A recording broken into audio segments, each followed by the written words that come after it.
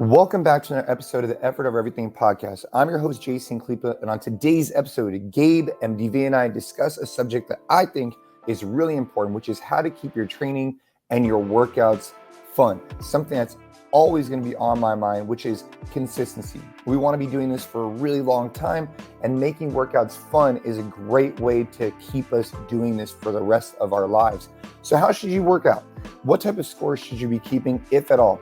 What is your why for training? Creating a fun environment, and of course, mindsets and switching up your training are some topics that we discussed today. I always love getting on the mic with Gabe and MDV, and today's episode is excellent. I hope you enjoy it as much as we enjoyed having it. Now, before we get into it, I want to talk to you guys about Merrick Health. We've talked about Merrick multiple times, but if you haven't checked them out, it's a blood work that myself, my wife, our entire crew is utilizing. Make sure to utilize code EOE for 10% off and use the link in the podcast for the exact same panel that the crew and I have been talking about now for weeks.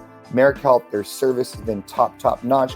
We love working with them. We hope to continue working with them. And if you haven't checked out Merrick Health and you're looking to get your blood work done, make sure to do it. Now, let's dive in a great episode about how to keep training fun. Let's go. All right, here we are with Gabe and MDV to discuss, I think, a really important topic, a really important conversation about how to keep training fun. You know, the other day on Coffee with Khalipa, I talked about this idea of putting money in your fitness bank or piggy bank. And really that was stemmed from a conversation I was having with my daughter about, you know, she was in the garage with me. She was really trying to go hard. And I was like, dude, you don't have to go super hard for a day or a week. You have to go moderately hard or be consistent and do that for all the years of your life. And I think what's important about fitness is that we're not looking at this thing as like a, you know, get rich quick scheme. We're looking at this as trying to be as fit as possible for as long as possible on this really distant horizon. And I think a really big piece of that is keeping your training fun. If we're looking at training or workouts as like a job and we're not looking forward to it at all, we're dreading it, how can we keep training fun? I think is a cool topic. So I wanted to discuss it with you guys because ultimately, I think that's what leads to overall long-term success. And every day is gonna be a little bit different. Maybe we could discuss our strategies on how to keep training fun because I know it's evolved for me over the years. So let's dive right into it. Appreciate it. And I think it's a great topic. I love this conversation. I think it's super important and super relevant. And I think it's one of the things that makes us at NCFit really unique and how we think about fitness. And our goal at NCFit is to live freely and fully outside of the gym, to have the things that we do in the gym support our lives outside of the gym. Yes, do we want to get some great performance in the gym? Do we want to have good times and have great workouts and see our numbers go up? Of course. But the more important thing for us is that the fitness and the work that you're putting in within the walls of the gym, you're having fun there, of course, but having fun outside of the gym and having that stuff add to what you do outside of the gym. And that being the primary goal. And I think one of the things that allows us to keep fitness really fun, allows us to keep fitness really light and easy. And I'm not saying that you're not working hard, but this idea that you don't have to be wrapped around the axle about your scores, that your scores, yes, can matter to you, but no, shouldn't matter so much, in my opinion, that you start either dreading workouts, or you start fearing workouts, or you start just agonizing over whether or not 1 or 2 reps or your comparison game between you and somebody else in the gym, and it starts to become all consuming. And I know that I fell into that trap many years ago, and it wasn't as fun for me. And honestly, I was never a huge tracker, but I haven't tracked a score on a workout and I can't even remember when. So that's a big part of the fun equation for me. You know, I think that one thing to consider that I don't think we talk a lot about, and, you know, I listened to a podcast recently that has it really top of mind for me, is people's training age and how long, and that refers to how long they've been doing this type of training. And the reason I bring that up is because the kind of devil's advocate argument to what you just said, MDV, about, you know, not being super fixated on scores is that, you know, for some people, it's very motivating, right, to see the numbers go up and up and up. And I think that that's where this idea of training age comes into consideration, because when people just get started, and we've all seen this as coaches, them keeping track of their workouts is a great motivator, going to your point, Jason, of like instilling consistency, because they're constantly seeing improvement, right? They're like, man, 2 weeks ago, I couldn't put X weight on my back and squat it once. Now I'm doing it for 5. And it's that kind of motivation that really builds momentum for people in the beginning. But I think that as you've done this type of training for years and years and years, that improvement gets very, very difficult to attain. And that's where I think that it becomes a stressor more than anything, right? Because you've been training super hard for 3 months, then you finally have a testing day. And just because you had a bad day or missed a little bit of sleep, you're like 10 seconds slower, or you fall, 10 pounds below your PR. And all of a sudden you're like questioning if all this hard work is worth it. So I think that it's important to consider how long you've been training before you decide, like, all right, how am I going to approach keeping track of all my scores and my weight, so on and so forth. I think this topic is obviously, I think it's really interesting. I want to just touch base on a few things. So one, I was talking to Rob Wolf the other day, and he was discussing this theory that, like, for some of us, including me, it's like, you'll never be as strong as what you were. And part of that kind of messes with your head a little bit. Like if your max deadlift was, using me as an example, like in the high 500s, I know I can't pull the high 500s right now. And so if I try and hold myself to that standard, I'm always just going to be in a frustrated position because it's an unrealistic expectation of where I'm at in my life. And so I think setting realistic expectations as your training evolves over the years and as you grow, I think it's important. It's like, for me, I have certain baselines that I think about that I want to just be able to maintain. So for example, a 405 deadlift, I want to maintain for as long as possible. I don't care to go much heavier than that, but those are resetting my target goals has been helpful for me in keeping training fun and not trying to utilize, and I might be a little bit of an outlier just because I trained so much for so long, but not trying to hold myself to previous personal bests, but thinking about what is a personal best based on my lifestyle to allow me to MDV's point, live freely and fully outside the gym. That's something I'm thinking about. Another thing I think about is what helps me keep training fun. And actually this morning is a good example. I woke up, I was a little bit beat up. I actually slept on the floor. And so my back was a little bit hurting. Sometimes I sleep on the floor, and I was like, man, I don't really feel like training. But what helps me is I go into the gym and I just start warming up. So another thing that helps me with keeping training fun, and this is just a word of advice for anybody, is I don't really evaluate how I feel until after my body's warm. So I'll go in there, I'll feel groggy, I'll feel kind of beat up. I'll just kind of start warming up on the bike, low key, nothing crazy. And then after about 5-10 minutes, my body will start to kind of like wake up. My endorphins will start to flow. I'll start feeling better. And that's what I'll determine the training for that day.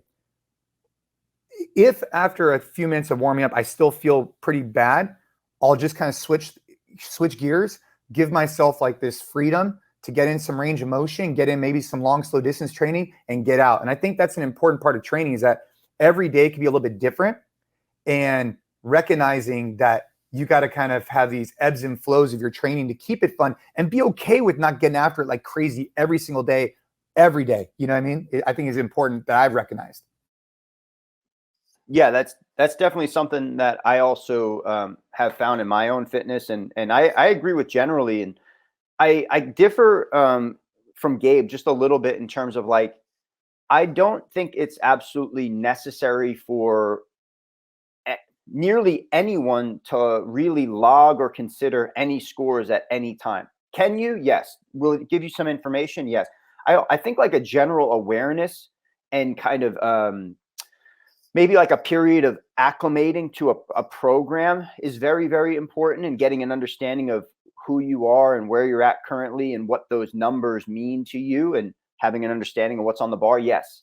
But I don't know whether or not, like, you have to at any point really meticulously write down scores of workouts or track them really meticulously. And that's just my opinion. I bet some other people would differ.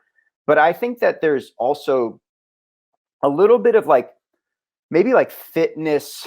I don't want to say sickness, but I think in the functional training CrossFit community, I think that there's a lot of things like almost like neuroses that sometimes evolves in terms of like people agonizing over scores and numbers, or the feeling that if you didn't go into the gym and work your hardest, that you didn't get a good workout. Like, and I certainly suffered from that at different times, where like, if I went out, and I talked to somebody else about this, if I went out and did something very physical outside, and I was maybe hiking or doing yard labor or whatever, let's say it just didn't involve anything that was in the gym, I would feel like I still had to go and work my ass off in the gym to make sure that I got my work in for that day. And I don't necessarily think that that's really a healthy way to look at it. I don't think that every workout has to be absolute max intensity. I don't think that every day you have to be in the gym. I don't think every workout you have to write down and remember. I do think that there's probably a balance or a dichotomy with all of these things. But for me, what keeps training fun is realizing that, like, I'm doing this to better myself as a human being, and you know, promote a healthy lifestyle, and you know, get the benefits of longevity due to increased bone density and muscle mass and those kinds of things. I'm not doing it just to put a score on the board that's faster than the person next to me. That's what keeps it fun for me. I don't think it's necessary, even for people that are just getting started. But I do think that it's an incredibly helpful thing for people that start, because, you know, it's hard for people to see the results that they ultimately want in a week, in 2 weeks, in 3 weeks. So I think that it is something that really keeps motivation high, to where, hey, I still look the same looking in the mirror after 2 weeks and, you know, saying someone that just started the gym. But the fact that I could do this workout just 2 weeks later in like 2 minutes faster, like, this thing is working. And that I feel like with a lot of beginners really helps them to come in with enough consistency to where 2-3 months in, they do see the bigger goals, and don't end up falling off just because they think, well, this isn't working, because 3 weeks later, nothing looks different. It's a good point. It's a very good point. Well, one of the things I did want to touch base on, I think both of you have already touched base on it, or at least MDV did, and I think Gabe would agree, is just having a why for why you're training in the first place. And I think that something that would help anybody listening, gym owners, athletes, anybody, you know, you got to know why you're training. And I think having a realistic expectation, I think, is important. So if you're trying to go to the CrossFit Games, you have realistic expectations. You're probably going to throttle it more often than the person that says, hey, I'm trying to, you know, increase bone density, all these blood markers. I mean, there's so many benefits to fitness. Of course, we know them, but there could be this double-edged sword where if you try and go too deep, and every single day you actually feel bad about yourself if you don't throttle 3 workouts that day, that's not healthy either. And so I think looking at, what is my why? Why am I training? And then reflecting on that. Well, if the why for training is to keep up with your kids, as an example, and you're getting mad at yourself for not doing 2 or 3 workouts a day, but yet that day you got in a morning ruck, you did whatever. I mean, that's unfortunate, because you're still in alignment with your core why and your vision of your fitness for the future. I think that's important to note, is like giving yourself some, and I'm kind of almost speaking to myself, if you guys could tell, is giving yourself some like grace, that like, you don't have to crush it every day if your goals and expectations are to live freely and fully outside the gym. Now, I'd be saying something different if your targeted goals is to be the fittest person on earth. Then of course you need to put in the training volume and the work to be able to accomplish those goals. So I think everyone, to keep training fun, needs to reflect on what is their why for training in the first place, because not everybody's gonna be fired up every day to get after it, but reflecting on the why, I think, will help you stay motivated and consistent and put money in the fitness bank over time. I think that people also don't realize that, and MDV alluded to this before, that what we need to thrive is movement every day. And I think that sometimes people get really caught up in the fact that it has to be a workout, and it has to be a tough workout. Otherwise, I'm not checking off that box. And yes, there's more ideal types of exercise than others. But, you know, one thing, and I mentioned this in the last podcast, and it makes sense to bring it up here. You know, I've always, to your point, Jason, had to have like something that I'm very specifically trying to accomplish with my training. It's just what keeps me motivated. And sometimes when I get into try to do the whole, well, I just have to work out, longevity, health, so on and so forth, I tend to just kind of go through the motions and not feel like I'm really putting in the type of work that I know I should be putting in. And that no longer for me means that I have to go in and kill myself every day. I've definitely gone through that phase of my fitness journey, and it wasn't great. Definitely served a purpose then, but looking back on it, it wasn't the best approach to fitness. But, now I know that because I'm so active, because obviously for those that don't know, me and my wife started a small farm, and every day just requires a baseline of physical activity just because of the things we need to get done. Like we have to carry around feed for the animals. We have to go get the cows. We have to milk the cows. There's a lot that is involved in the morning and the afternoon that just needs to get done. So what I've started to do, and I've been training like this, I think this is like week 6, is really 3 days a week only that I actually like. Those are training days. And those days I'm in the gym for 90 minutes. They're pretty long and intense sessions where I'm doing mostly strength and hypertrophy pieces, both from NCX and NC Flex, to like get a jam-packed like 90-minute session that has me feeling like I did really good work. But I only do that 3 times a week. And the other days, I know I'm getting movement. And now that I have the sauna, that's super nice too, because I'll get in there for 20 minutes and that'll kind of be my, stressor for the day. But it's been nice to have just 3 dedicated training days. It frees up the other 4 days of the week significantly, but I'm working hard enough and I'm focusing enough on those days that I feel like I'm really taking steps towards my goal now, which is very specifically hypertrophy. I've always been what people refer to as hard gainers. I'm not the biggest guy, and it's always been tough for me to actually put muscle on. And after the EOE 40 challenge, actually, that we did in the beginning of the year, where I saw some really favorable body composition changes, I was looking at those pictures and I was like, wow, like, I wonder how much muscle I can actually put on, and then maybe try and lean out again and see an even more significant body composition change to be both lean, but not skinny, which is something that I've considered myself, at least in the past, coming from like a very big endurance background, but have a lot more muscle and be that lean. That's kind of specifically what I'm trying to get done this year. And that's where I'm at now at getting that done. 3 days of like really tough training, which also aligns with, if your goals are specifically hypertrophy, a lot of people, I think, trip themselves up to where they're actually doing too much, right? Like they're doing hypertrophy training, but they're also doing like a CrossFit workout. They're working out 6 times a week. And then it becomes very difficult to be in a caloric, not deficit, but the opposite. I'm missing Surplus. the word, but caloric surplus, which is what is required for you to actually put muscle on. So anyway, long story short, working out 3 times a week right now, freeing up a lot of time on the other days, and really focusing on seeing how much muscle mass I could put on in what I'm outlining as a 12-week period, and I'm right around halfway.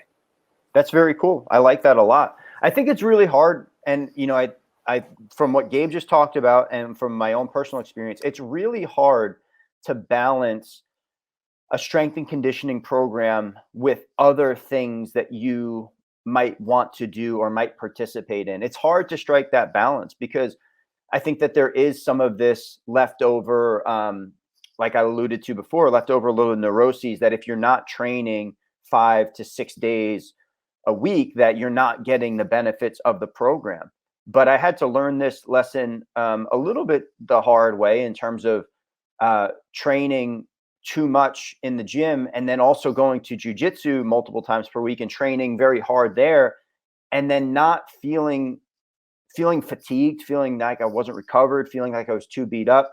And I'm older now. I'm 38 years old, so I'm not like a spring chicken. I'm not 26 or younger, being able to tear through walls like that nonstop. But like balancing those 2 things took a little bit more manipulating than I thought. I've reduced my in-gym training to 3 or 4 times a week, and my sessions are about an hour or so. And my sessions are mostly the NC Flex workouts with some additional conditioning because I want to make sure I'm keeping my cardiovascular system, my aerobic training up. And then I'm going to jujitsu 3 times a week. So there are a couple of days in there where I'm doing both, but I am taking at least 2 full rest days a week. And I'm not tripping, or I'm not trying not to trip about not being in the gym 5-6 times a week hammering myself, it wasn't sustainable for me anymore. It's hard. It's hard. Very You know, hard. one of the things I definitely want to touch base on is being in the gym. So I wrote a note here, creating a fun environment. And so for me, I'll share what I do. And then you guys, you know, in the Bay Area, we have brick and mortar gyms. So I regularly take class. On a regular basis, I'm in our gyms taking classes. I think it's important, but I also enjoy it. And I find that my training intensity is night and day in a training environment like that than at home. Maybe not night and day, but better.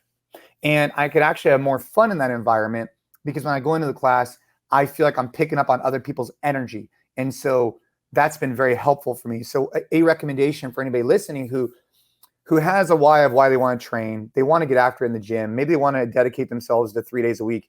If you're finding that you're losing motivation at home and it's difficult to inspire yourself, that's natural. It is. It's difficult.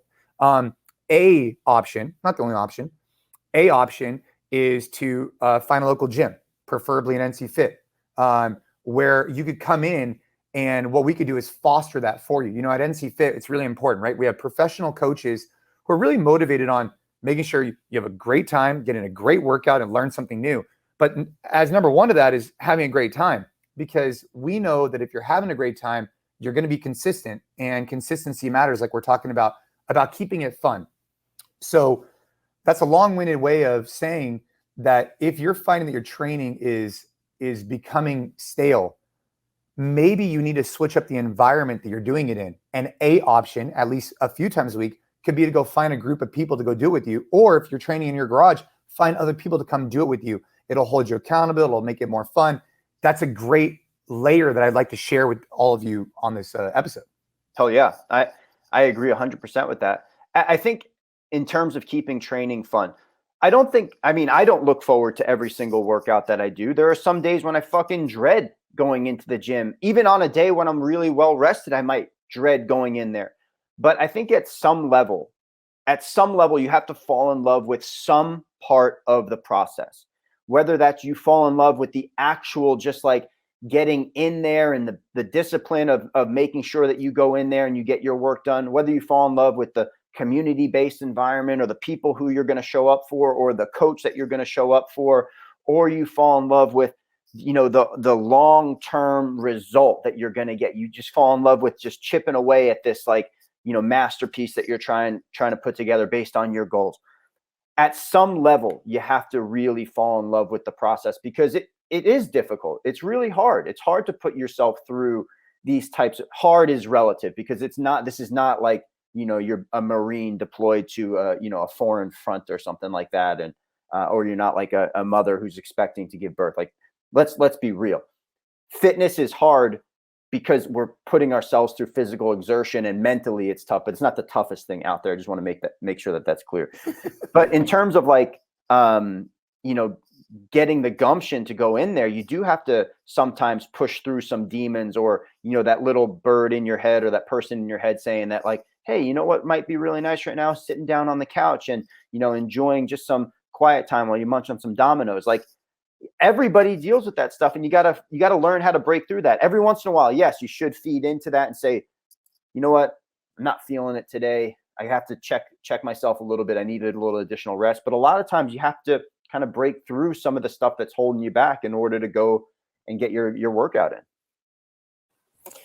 Yeah. I mean, it's one of those things, and I'm sure you guys can relate to this, that like, that's just like never been an issue for me. Like, it's just, if anything, going a week without fitness would be hard. Like, that would be really hard for me to, like, hey, you're going to do no exercise for a week. Like, that would drive me nuts and up the wall. Now, having said that, I recognize that, you know, I'm very fortunate to feel that way because of, you know, just I've swam all my life, and it's just been a big piece of who I am. And I know that isn't the case for a lot of people. So, I mean, I don't have too much to share in terms of, like, you know, what's going to get me over there. If anything, I think it's taken me a long time, and it's been a struggle to get to the point where I am now, where I'm good with just doing it 3 times a week. I think that in the past, you know, it's been 6 to 7, and that hasn't been healthy and actually been detrimental to some things that I've tried to accomplish. But, you know, in terms of like keeping it fun and actually getting in there, the one thing that I can relate to is sometimes I'll I'll have a plan that like, hey, this is what I want to get done today. And you're there and I'm doing it. And like, man, you get towards the end and you're like, I could really just skip this part, or like, this I don't really have to do. Like that I can completely relate to. Like, yes, I'm going to go to the gym and get something done, but sometimes, that third piece that I really plan to do from NC Flex is looking pretty daunting after the first two pieces, and I don't want to do it.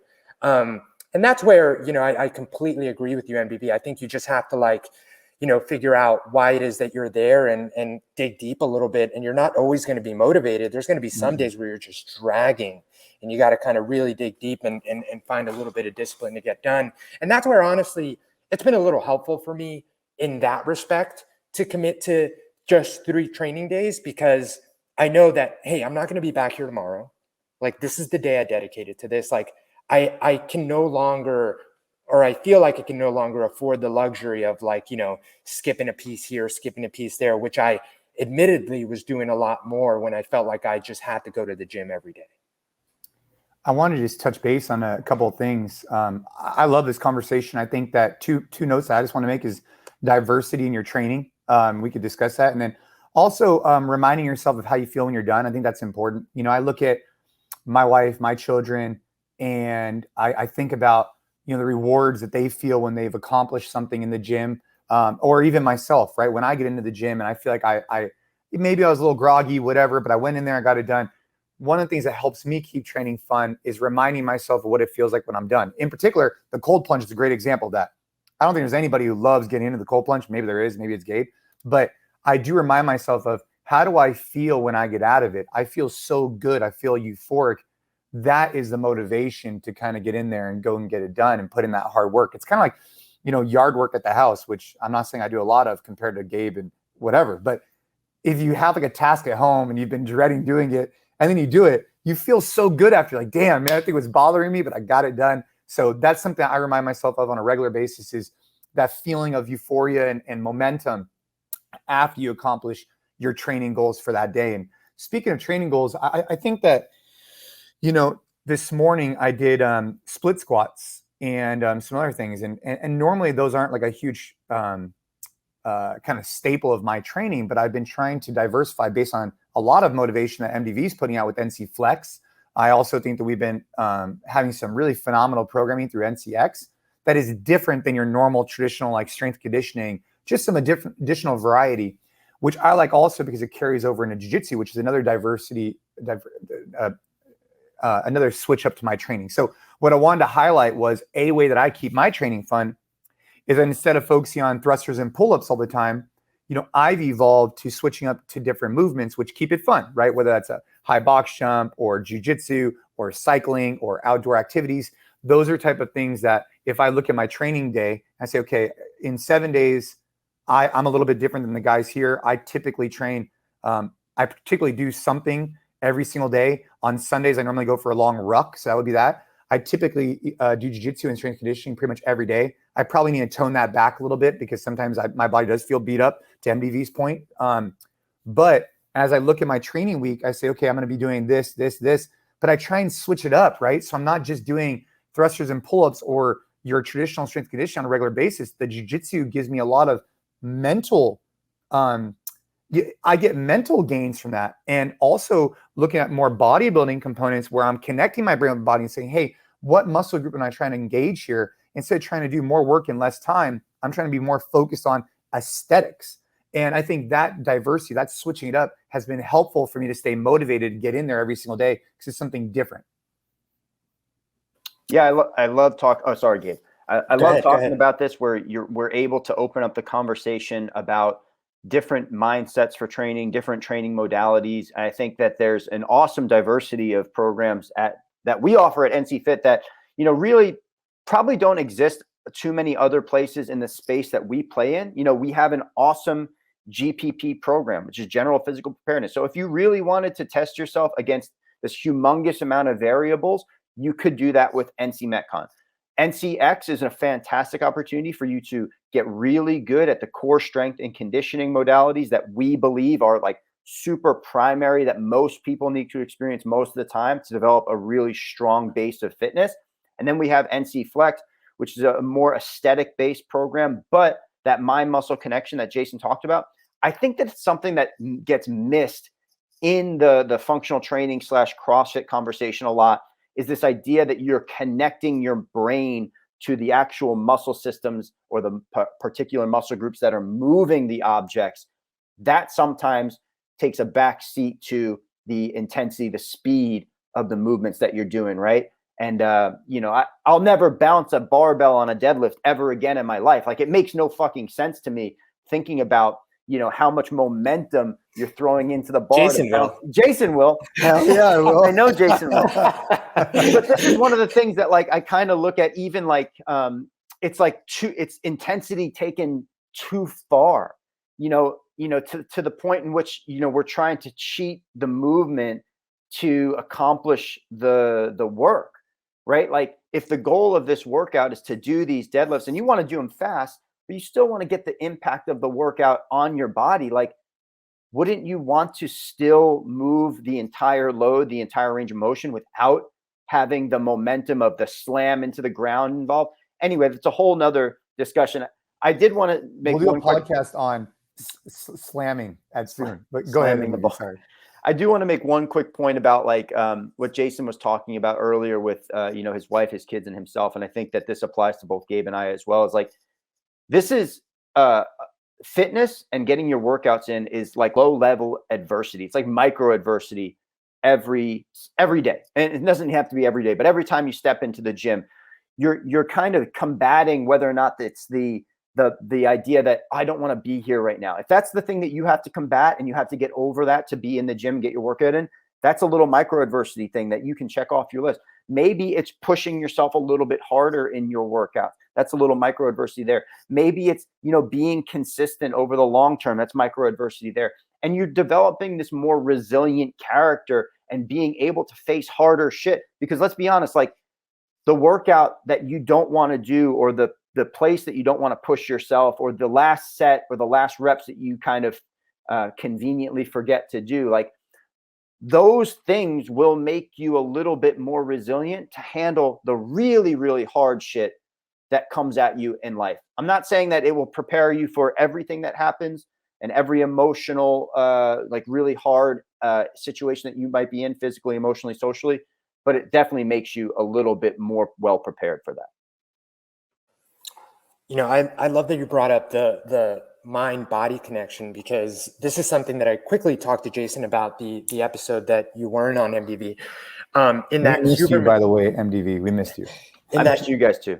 In that Huberman Lab episode that came out with Andy Galpin, they were talking about, some pretty well-founded research that has found that, especially for hypertrophy training, but also for strength and speed training, actually just thinking about the stimulus that you're trying to create with the movement has shown to amplify the benefits of the movement. And what I mean by that is, like, for example, if you're doing bicep curls, to actually, like, look at your bicep and think about that muscle contracting, and to think about, like, holding tension on the eccentric, as opposed to just going through the movements, even if you're doing the same load or at the same speed, like, all those variables together, but literally looking at it and thinking about the muscle doing the work has shown to then increase the hypertrophy benefits of doing it. Because at the end of the day, like, a lot of the movement is neurological, and you're able to control a lot of that by literally looking at it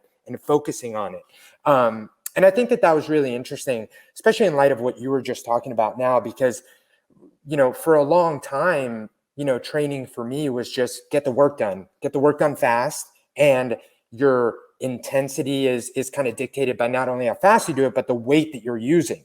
Whereas now, like, it very much, what I'm more focused on how it feels in full range of motion and the pump and the effort that I feel I put in afterwards than the actual weight that I'm lifting and moving.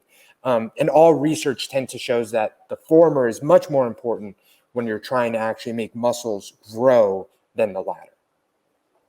Yeah, that's really interesting. I know we touched base on that last time.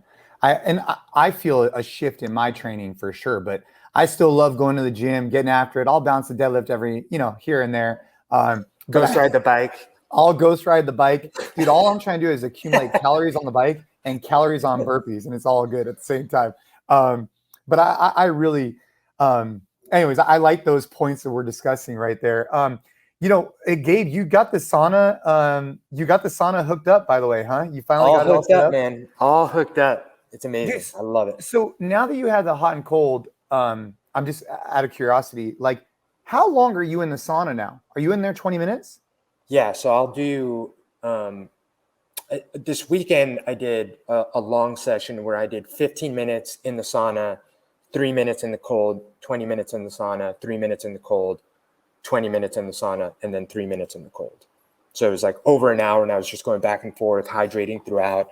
And that was great. I remember doing that. Last time I did that was we were joined at Lifetime Fitness when we first came to Texas, and it was during the freeze, and they had an outdoor pool that was like 30 degrees-ish water and a sauna, and we used to do that. And again, doing that on the weekend when I had plenty of time and not doing any workout aside from that. And that feels good, man. When you're done with that, you literally feel wiped like you did a workout, but at the same time, you just feel so fresh and that like nothing hurts. You almost feel like light and everything feels good, but you're like ready for a nap, For sure. Yeah. I feel you on that. What's the temp that you have the sauna at during that? Like right around 200. It actually gets pretty. That's hot, dude. That's a lot of time to be in a 200-degree sauna. Woo. When it started, it wasn't quite at 200. And I don't know how accurate the little dial thermometer is that's up there, because I know you guys had said that 200 is pretty hot. And especially coming out of the cold, like it doesn't really get tough until like the last 5 minutes there. The first 5 minutes, it's like the best feeling ever. You like feel just cozy after getting out from the cold. But yeah, man, other days, Jay, to answer your question, like on days that I just get in during the week, I usually go in for 15 minutes and then do 3 minutes in the cold plunge. And then I'll go back in just to warm up for like 5 minutes, and then that's it. Yeah, definitely a commitment there that I've noticed. I think for me, the cold plunge is a little bit easier actually for me to commit to than the sauna, just because of time-wise, right? Mm-hmm. Like time-wise, 5 minutes in and out, whereas the sauna, you have to kind of dedicate a little bit more time, but it's neither here nor there. In regards to just keeping training fun, I just want to make sure, I mean, this is a really important subject, and I think that we touch base on a lot of different things, right? Finding out why you're doing it in the first place, switching up your training, recognizing all these different things, I think is key. Before we kind of move on, or before we kind of end this conversation, anything else that you guys use as like almost like hacks? So obviously I think music becomes a piece of this, right? I know MDV likes some Fall Out Boy and whatever he likes, right? Any other hacks that you guys come up with to keep training fun in mind? I mean, obviously I think Fit Radio, by the way, we are not paid by Fit Radio. I just think Fit Radio does a hell of a job producing these cool mixes that I could throw on there. And so shout out to Fit Radio. But what do you guys do? Any other hacks to think about to keep training fun aside from music? Well, I mean, I love the music. You guys will get a kick out of this, but I've been like exclusively listening to Cleaning Kit and Espanol on Spotify. Dude, what an amazing playlist. I love Spanish music. Cleaning Kit? That's literally what it's called. Cleaning Kit and Espanol. Because it's like, so like a really stereotypical thing is like you put on Spanish music like while you like clean on Sundays. My mom did it all the time. Like I would wake up to my mom like blasting salsa at like 9 a.m. because it was cleaning day. And you spent the whole day like leaving the house spotless. So just a funny playlist I stumbled on the other day, and it's actually amazing. Cleaning Kit. I think I'm pretty unique to the fact that I love Spanish music and working out to Spanish music. You know, I think in terms of hacks, music is a great one. I think Jason also gave a hack about like, you know, you might not feel like you want to do the bulk of your training before you get into the gym, but maybe like, hey, warm up a little bit, see how you feel after that.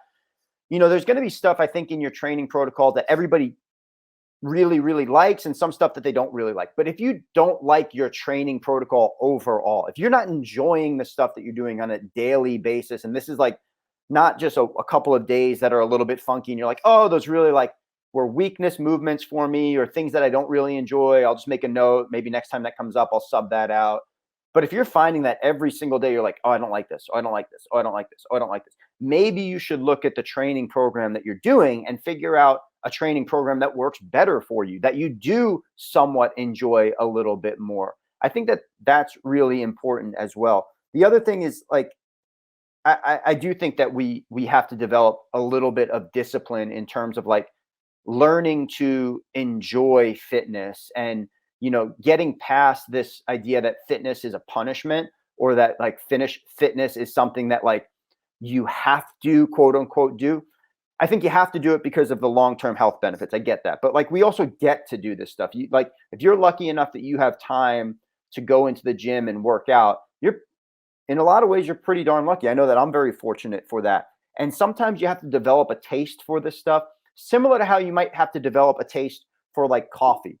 Not everybody starts off drinking black coffee right away. Maybe you start off drinking your coffee a little light and sweet. And then maybe you think about, I'm only going to put a little bit of milk in it. Then over time, you're like, oh, I really enjoy the taste of coffee and all the different flavors and aromas from it. And I drink it black now. And I think that fitness can be like that too. Like, sometimes you got to start small. You got to start with something that's like real easy for you or real fun for you. And then maybe over time, you're developing a little bit more of like that taste for things. And as you go on, you learn to even like the stuff that you don't like sometimes. So, dude, that was a great analogy, MDV. You could the only one I got. No, seriously, that was a really good analogy. I mean, you could do the same thing with like beer, right? You start off with Coors Light in high school or college, and then you start evolving into IPAs and hazy IPAs. But you acquire this taste and you adjust. Not as good of an analogy. Not even nearly as close. Not as good. Let's stick to the coffee. No, the coffee analogy, I think MDV wins the award for best soundbite, right? Because that is a really good that's a great analogy, MDV. I love that. I can't wait to hear it on Coffee Khalipa next week. Dude, I'm going to steal that. 100%. Hey, so listen, on Coffee with Khalipa this week, right? Fitness is like a cup of coffee. It starts off with a bunch of cream in it and sugar, and then over time. But finding a program you enjoy is really, really important if you're dreading every single day. Speaking of programs you can enjoy, Gabe, MDV, myself, we always follow the NCFIT app. Right. So if you're an athlete, if you're in the garage, if you're in the gym, make sure you check out the NCFit app. We're constantly making, updates and evolution to it to improve the experience. It's on the App Store right now on iOS. And then if you're a gym owner, if you're a coach, we have some new updates coming there in the future. But for now, the NCFit Collective is the world's best session plans and programming. So if you want to keep training fun for your members, which is obviously what we're talking about today, is utilize our programs, right? We specialize in running gyms that keep the programs fun. You could do the exact same ones within the walls of your gym as well. So whether you're an athlete at home or you're in the gym, we got you guys covered through the NCFit Collective or the NCFit app. Guys, any kind of closing remarks on that? I just think the coffee analogy was awesome, MDV. Thanks for that, man. I'm gonna leave the mic drop moment there. That will be my my comment for the day. Yeah, I think that was a good one. No final thoughts here. Just hope people check out the NCFit app. I mentioned this last time, and it's true. I'm really enjoying my training now, and I hope other people are as well. Love it. Well, guys, keep getting after your day. For everybody who's listening, thank you so much for joining us. Make sure to leave us a rating or review anywhere you find this podcast. Keep getting after it in the gym, get after it outside the gym, and keep your training fun. Have a great day.